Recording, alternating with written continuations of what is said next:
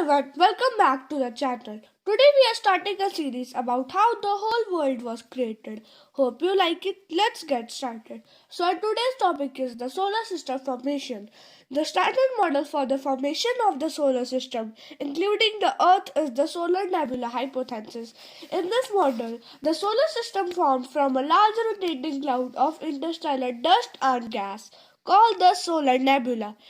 It was composed of hydrogen and helium, created shortly after the Big Bang 13.8 billion years ago, and heavier elements ejected by supernovae about 4.5 billion years ago. The nebula began a contraction that may have been triggered by the shock wave from a nearby supernova. A shock wave would have also made the nebula rotate.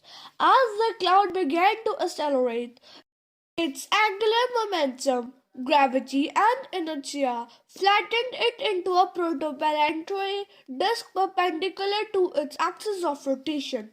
Small perturbations due to collisions and the angular momentum of the other large debris caused the means by which kilometer-sized protoplanets began to form orbiting the near nebula center. The center of the nebula, not having much angular momentum, collapsed rapidly, the compression heating it until the nuclear fusion of hydrogen into helium began.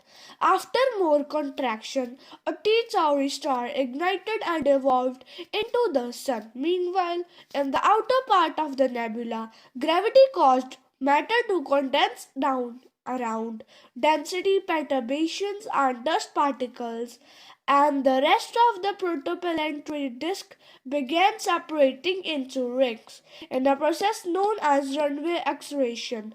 Successfully larger fragments of dust and debris caused and clung together to form planets. Earth formed in this manner about 4.54 billion years ago and was largely completed within 10 to 20 million years.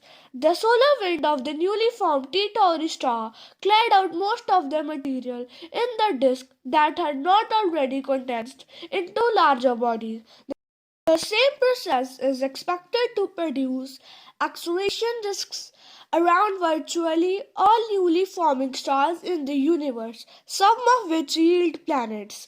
The proto-Earth grew by accretion until its interior was hot enough to melt the heavy silicious metals.